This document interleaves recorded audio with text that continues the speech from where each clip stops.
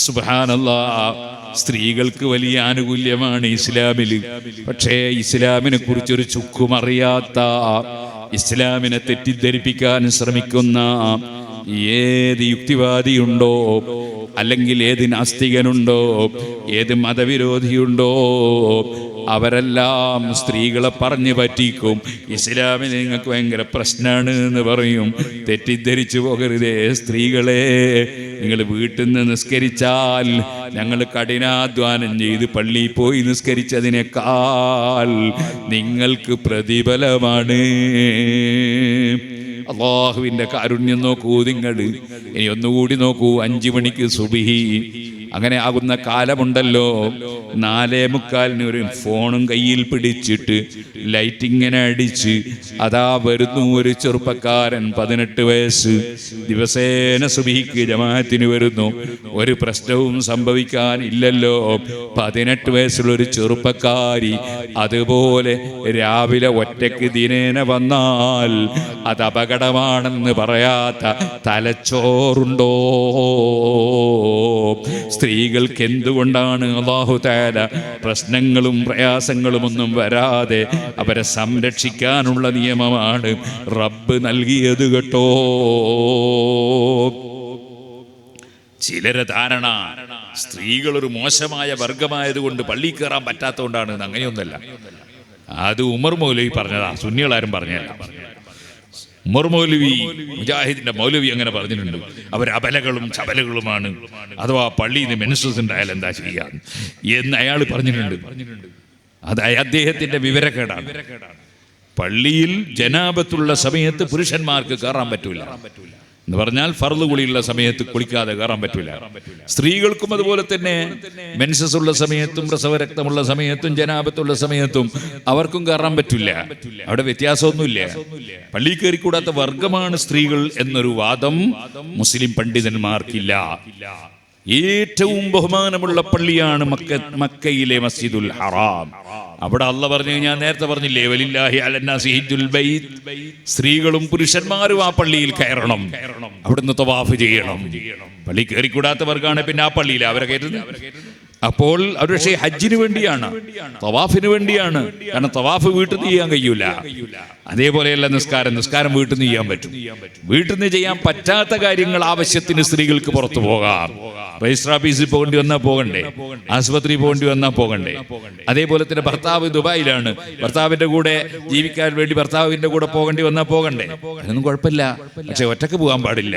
കാണാനും തൊടാനും പറ്റുന്ന ഒരാളില്ലാതെ ഒരു സ്ഥലത്തും പോകാൻ പാടില്ല. നല്ല ബസ് കയറി ഏതെങ്കിലും ഒരു സമ്മേളനത്തിന് കാണുന്ന ആൾക്കാരെ കൂടിയൊന്നും പോകാൻ പറ്റൂല. അതിന് കാണാനും തൊടാനും പറ്റുന്ന ആളില്ലാതെ ഒരു സ്ഥലത്തും പോകാൻ പാടില്ല. സമ്മേളനത്തിന് തന്നെ പോകുകയാണെങ്കിൽ അവിടെ ഇൽമു കേൾക്കാനുണ്ടെങ്കിലേ പോകാവൂ, അല്ലാതെ കാഴ്ച കാണാൻ വേണ്ടി പോകാൻ പറ്റൂല. ഓ സഹോദരന്മാരെ, അപ്പോൾ നമ്മൾ വളരെ ശ്രദ്ധിക്കണം. ദീനിന്റെ നിയമങ്ങൾ പാലിച്ചുകൊണ്ട് ജീവിക്കണം. ദീനിനെ തെറ്റിദ്ധരിപ്പിക്കുന്ന കക്ഷികളുടെ തെറ്റിദ്ധാരണകളിൽ ഒന്നും ഒരു സ്ത്രീകളും പുരുഷന്മാരും പെട്ടുപോകാൻ പാടില്ല. ആ പള്ളികളിൽ രാവിലെയും വൈകുന്നേരവും എപ്പോഴും നിസ്കരിച്ചു കൊണ്ടിരിക്കുന്നു. ആര്? അല്ലാഹു പറയാണ്, റിജാലുൻ, പുരുഷന്മാർ, ആണുങ്ങൾ നിസ്കരിക്കുന്നു. എന്തുകൊണ്ടാണ് റബ്ബങ്ങനെ പറഞ്ഞത്? പടച്ചവന് അവിടെ നാസുൻ, മനുഷ്യന്മാര് എന്ന് പറഞ്ഞുകൂടായിരുന്നു? അങ്ങനെയാണല്ലോ ഹജ്ജിനെ സംബന്ധിച്ച് അല്ലാഹു പറഞ്ഞത്, വലില്ലാഹി അലന്നാസി ഹിജ്ജുൽ ബൈത്ത്. കഅബത്തിനടുക്കൽ ചെന്ന് മനുഷ്യന്മാർ ഹജ്ജ് ചെയ്യണം. അവിടെ മനുഷ്യന്മാര് എന്ന് റബ്ബ് പറഞ്ഞു. ഇവിടെ പള്ളിയിൽ നിസ്കരിക്കുന്നവരെ കുറിച്ച് പറയുമ്പോൾ അവിടെ പുരുഷന്മാര് എന്ന് പറഞ്ഞു. എന്തുകൊണ്ടാണ് റബ്ബങ്ങനെ പറഞ്ഞത്? പള്ളിയിൽ പോയി നിസ്കരിക്കാൻ സ്ത്രീകളെ അല്ലാഹ് വിളിച്ചിട്ടില്ല, ഹബീബ് നബി തങ്ങൾ വിളിച്ചിട്ടില്ല. അതുകൊണ്ട് തന്നെ അവിടുന്ന് പറഞ്ഞല്ലോ, ബുയൂതുഹുന്ന ഖൈറുൽ ലഹുന്ന, സ്ത്രീകൾക്ക് നിസ്കരിക്കാൻ അവരെ വീടാണ് ഖൈറ്. അതുകൊണ്ട് തന്നെ മുസ്ലിം പണ്ഡിതന്മാർ സ്ത്രീകളെ പള്ളിയിലേക്ക് വിളിക്കുന്നില്ല. അവരെ വിളിക്കുന്നില്ലെന്ന് മാത്രമല്ല, അവരെ വരാൻ വേണ്ടി അവരൊരുങ്ങിയാൽ പോലും വേണ്ടെന്ന് പറയുകയാണ്. ഹബീബ് നബി സല്ലല്ലാഹു അലൈഹി വസല്ലം തങ്ങളെ പിന്തുടരുന്നവരാണ് അഹ്ലുസുന്നത്തി വൽ ജമാഅത്തിന്റെ പണ്ഡിതന്മാർ. നബിതങ്ങളെ മുമ്പിൽ വന്ന് താല്പര്യം പ്രകടിപ്പിച്ചു. ഉമ്മു ഹുമൈദിന് സായിദി എന്ന സഹോദരി സഹാബിയത്തായ വനിതയാണ്. പള്ളിയിൽ വന്ന് നിസ്കരിക്കാൻ, നബിയെ തുടർന്ന് നിസ്കരിക്കാൻ അതേ താല്പര്യം പ്രകടിപ്പിച്ചു. പക്ഷേ നബിതങ്ങൾ അനുവദിച്ചില്ല. വീട്ടിൻ്റെ ഉള്ളിൽ വെച്ച് നിസ്കരിക്കലാണ് എത്രയോ ഉത്തമമെന്ന് പഠിപ്പിച്ചു. കാരണം നബിതങ്ങൾക്ക് ഇസ്ലാമിൽ മായം ചേർക്കാൻ പറ്റില്ല. كذلك جعلناكم أمة وسطا لتكونوا شهداء على الناس ويكون الرسول عليكم شهيدا. എല്ലാവർക്കും മാതൃകയും സാക്ഷിയും നബിതങ്ങളാണ്. ആ നബിതങ്ങൾക്ക് അല്ലാഹു ഒരു ശരീഅത്ത് കൊടുത്തിട്ടുണ്ട്. ثم جعلناك على شريعة من الأمر فاتبعها. അത് ഇസ്ലാമിൻ്റെ നിയമങ്ങളാണ്. ആ നിയമം മറികടക്കാൻ നബിതങ്ങൾക്ക് അധികാരമില്ല. അതുകൊണ്ട് തന്നെ അവിടുന്ന് അധികാരമില്ലാത്തതൊന്നും ചെയ്യൂല. ഒരു തെറ്റും അവിടുത്തെ ജീവിതത്തിൽ വരൂല. നബിതങ്ങൾക്ക് അല്ലാഹു കൊടുത്ത വിവരം, സ്ത്രീകൾ പള്ളിയിൽ വെച്ച് നിസ്കരിക്കുന്നതല്ല ഖൈറ്, അവരെ വീട്ടിൽ വെച്ചുള്ള നിസ്കാരമാണ്. നമ്മുടെ സ്ത്രീകളെ ഭാഗ്യമാണ്. കാരണം നമ്മൾ 5 നേരവും പള്ളിയിലേക്ക് പോകണമെന്ന് വെറുതെ പറയലല്ല. ഇപ്പൊ ഇവിടെ പള്ളി ഉദ്ഘാടനം ചെയ്തു. നാളെ രാവിലെ വിളിച്ചിട്ട് സുബഹിക്ക് എത്ര ആളുണ്ടായിരുന്നു എന്ന് ചോദിക്കുമ്പോ ഇത്ര ആളുണ്ടായിരുന്നു എന്ന് പറയുമ്പോ ആ റിപ്പോർട്ട് നല്ല സന്തോഷകരമായ റിപ്പോർട്ട് കിട്ടണം. ഞാൻ പള്ളി ഉദ്ഘാടനത്തിന് പങ്കെടുത്താൽ പിറ്റേന്ന് വിളിച്ച് ചോദിക്കും സുബഹിക്ക് എത്ര ആളുണ്ടായിരുന്നു. അപ്പൊ തൊട്ടടുത്തുള്ള ആളുകളൊക്കെ വീട്ടിൽ നിന്ന് നിസ്കരിക്കരുത്. 2 കണ്ണിനും കാഴ്ചയില്ലാത്ത സഹാബി ഇബ്നു ഉമ്മി മക്തൂം റളിയല്ലാഹു അൻഹു വന്ന് നബി തങ്ങളോട് പറയാണ്, ആണാണ് പെണ്ണല്ല, വന്നിട്ട് പറയാണ്, എനിക്ക് കൈപിടിക്കാൻ ആരും ഇല്ല നബിയെ, കണ്ണിന് കാഴ്ചയില്ല നബിയെ, വരുന്ന വഴി വളരെ ദുർഘടമാണ് നബിയെ, ഞാൻ വീട്ടിൽ നിന്ന് നിസ്കരിച്ചോട്ടെ. ആദ്യം നബി തങ്ങൾ അതിന് അംഗീകാരം കൊടുത്തുവെങ്കിലും അദ്ദേഹം തിരിച്ചു പോകുമ്പോൾ അദ്ദേഹത്തെ തിരിച്ചു വിളിച്ചു. പള്ളിയിൽ നിന്ന് ബാങ്ക് കേൾക്കുമോ എന്ന് അന്വേഷിച്ചു. കേൾക്കുമെന്ന് പറഞ്ഞപ്പോൾ എന്നാൽ ഫസ്ഹദ്, പള്ളിയിൽ വന്നോളണം. ലാ സലാത്ത ലിജാരിൽ മസ്ജിദി ഇല്ലാ ഫിൽ മസ്ജിദി, പള്ളിയിൽ വെച്ചല്ലാതെ പള്ളിയുടെ തൊട്ടടുത്തുള്ളവർക്ക് പരിപൂർണ നിസ്കാരമില്ല. അതുകൊണ്ട് എൻ്റെ പ്രിയപ്പെട്ട യുവാക്കളെ, പ്രിയപ്പെട്ട കാരണവന്മാരെ, പള്ളിയിൽ വരാൻ പറ്റുന്നവരൊക്കെ 5 നേരവും നിസ്കാരത്തിൻ്റെ ജമാഅത്തിന് വരണം. സുബഹിയുടെയും ഇശാഇൻ്റെയും ജമാഅത്ത് ഏറ്റവും പുണ്യമുള്ള ജമാഅത്താണ്. സുബഹിൻ്റെ ജമാഅത്തിലായി നിസ്കരിച്ചവന് ഫീ ദിമ്മത്തില്ലാഹ്, അല്ലാഹുവിൻ്റെ പ്രത്യേകം പ്രൊട്ടക്ഷനിലാണ്. ഉമർ ഇബ്നുൽ ഖത്താബ് റളിയല്ലാഹു അൻഹു ഒരു ഉമ്മയെ കണ്ടപ്പോൾ ചോദിക്കുന്നു, മകനെ എന്തേ സുബഹിക്ക് കാണാതിരുന്നത്? ആ ഉമ്മ മറുപടി പറയുന്നു, മോന് രാത്രിയിൽ എഴുന്നേറ്റ് നീണ്ട സമയം നിസ്കരിച്ച് മകൻ ഉറങ്ങിപ്പോയി. ഉമർ റളിയല്ലാഹു അൻഹു പറയുന്നു, രാത്രി മുഴുവനും നിസ്കരിക്കുന്നതിനേക്കാൾ എനിക്ക് ഇഷ്ടം സുബഹിന്റെ ജമാഅത്തിന് പങ്കെടുക്കലാണ്. അതുകൊണ്ട് തന്നെ ജമാഅത്തിന് വരണം. അത് നമ്മൾ നഷ്ടപ്പെടുത്തി കളയരുത്. പള്ളിയിൽ ജമാഅത്ത് കൃത്യമായി നടക്കണം, ബാങ്ക് കൃത്യമായി നടക്കണം. അതെല്ലാം നടത്തിക്കൊണ്ടു പോകാനുള്ള ഉത്തരവാദിത്വം പള്ളിയുടെ പരിസരങ്ങളിലുള്ള എല്ലാവർക്കും ഉണ്ടെന്ന ബോധം വേണം. അല്ലാഹു പറയുന്ന, റിജാലുൻ ലാ തുൽഹീഹിം തിജാറത്തുൻ വലാ ബൈഉൻ അൻ ദിക്രില്ലാഹ്, ബിസിനസ്സുകളോ കച്ചവടങ്ങളോ പടച്ചവനെ ഓർത്ത് പ്രവർത്തിക്കുന്നതിൽ നിന്ന് അവരെ തടയുന്നില്ല. അങ്ങനെയുള്ള നല്ല പുരുഷന്മാർ പള്ളിയിൽ വന്ന് നിസ്കരിക്കുന്നു. ഒരു തിരക്കിലും നിസ്കാരം മറന്നു പോകാൻ പാടില്ല. പരമാവധി ജമാഅത്ത് കൈയൊഴിക്കാൻ പാടില്ല. ആ ബോധം നമുക്കുണ്ടാകണം. സ്ത്രീകൾക്ക് അല്ലാഹു ചെയ്ത വലിയ അനുഗ്രഹം, അവർക്ക് പല ആനുകൂല്യം അല്ലാഹു കൊടുത്തിട്ടുണ്ട്. ഇപ്പം നമ്മളിങ്ങനെ വിചാരിച്ചിട്ട് കാര്യമൊന്നുമില്ല.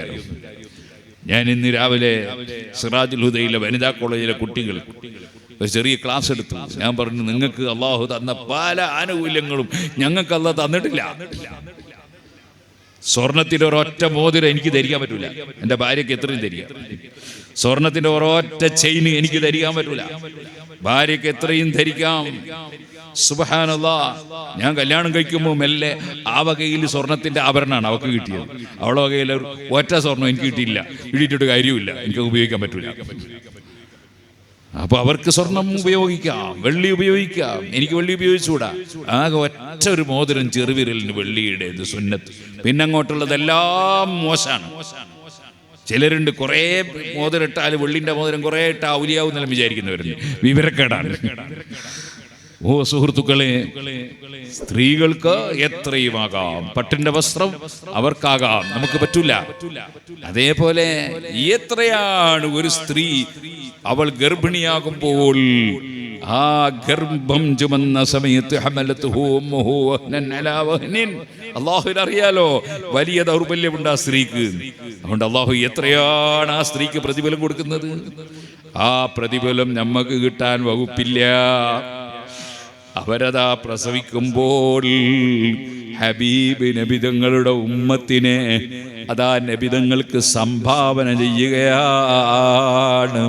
ആ പ്രസവം വകയിൽ സ്ത്രീകൾക്ക് എത്രയാണ് പ്രതിഫലം ലഭിക്കുന്നത്, നമുക്കത് കിട്ടാൻ വകുപ്പില്ല.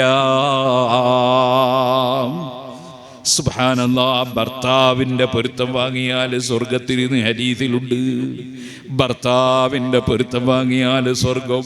ഭർത്താവിൻ്റെ ബാപ്പ ഉമ്മക്ക് അതാ ഒത്താശ ചെയ്താൽ അതുകൊണ്ട് സ്വർഗം. സുബ്ഹാനല്ലാഹ്. എത്രയെത്ര ആനുകൂല്യങ്ങളാണ്. അതേ സമയത്ത് അവരെ പ്രയാസപ്പെടുത്തൂല എന്നാണ് അല്ലാഹുവിൻ്റെ നിയമം. അതുകൊണ്ട് തന്നെ റിജാലു ഖവ്വാമൂന അലൻ നിസാ വബിമാ ഫളലല്ലാഹു ബഅദഹും അലാ ബഅദിൻ വബിമാ അൻഫഖൂ മിൻ അംവാലിഹിം.